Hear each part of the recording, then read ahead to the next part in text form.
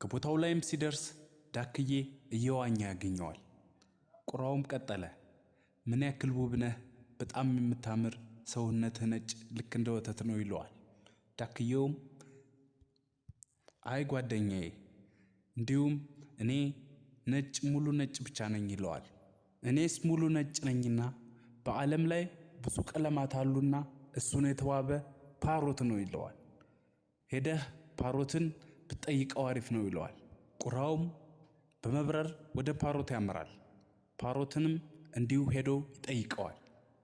ፓሮት ሆይ አንተ ውብ ነህ፣ ሙሉ ቀለማትን የያዝክ ነህና በሕይወትህ ደስተኛ ነህ ወይ ብሎ ይጠይቀዋል። ፓሮትም እኔ ለመብረርና ወጥቼ ለመዝናናት ብቁ አይደለሁምና እንደ ሰው ታወራለህ፣ ቋንቋም ትችላለህ እያሉ በቤት ውስጥ ታፍኜ ነው የሚውለው፣ እኔ በሕይወቴ ደስተኛ አይደለሁም ይለዋል።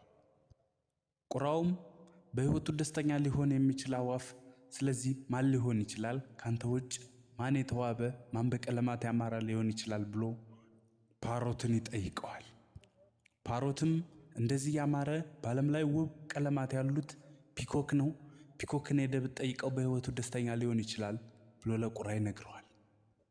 ቁራውም እየበረረ ወደ ፒኮክ ይሄዳል።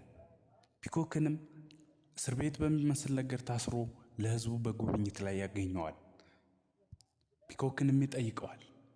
ፒኮክ ሆይ አንተ ውብ ነህ፣ ማራኪ ነህ፣ ሰውም ወደ አንተን ለማየት ይመጣል፣ በዚህም የተነሳ ምግብም ይሰጡሃል፣ አንተ በሕይወት ደስተኛ ነህ ወይ ብሎ ይጠይቀዋል። አይ ጓደኛዬ፣ እኔ እንደ ልቤ ወጥቼ እንደምፈልገው በርሬ እንደምፈልገው ተዝናንቼ አላቅም።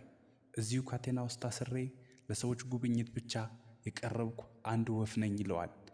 ማንኛውንም ነገር አድርጌ የማላውቅ ከሰዎች እይታ ውጭ ምንም አድርጌ የማላውቅ አዋፍ ነኝ ይለዋል።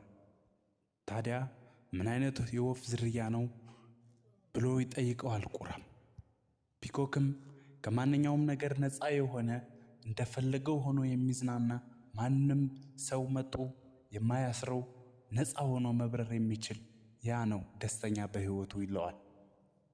ቁራውም ቀጥታ በመብረር ወደ መነኩሴው ያመራል። መነኩሴው ጋር ሄዶ ካረፈ በኋላም መነኩሴው ጠየቀው ወይ ደስተኛ ነው ወይ በሕይወቱ ብሎ ይጠይቀዋል። ወደ ዳክዬ ልቀይረህ ወይ ብሎ ይጠይቀዋል። ቁራውን በመቀጠል አይኔ ራሴ ነው መሆን የምፈልገው፣ በዚሁ ኑሮ ይቀጥል። በራስ መተማመን ስሜት ከሌለ ይህንን አድምጥ። ከዕለታት አንድ ቀን አንድ ቁራ ዛፍ ላይ ወጥቶ ያለቅሳል። ከሚያለቅስበት ዛፍ ስርም አንድ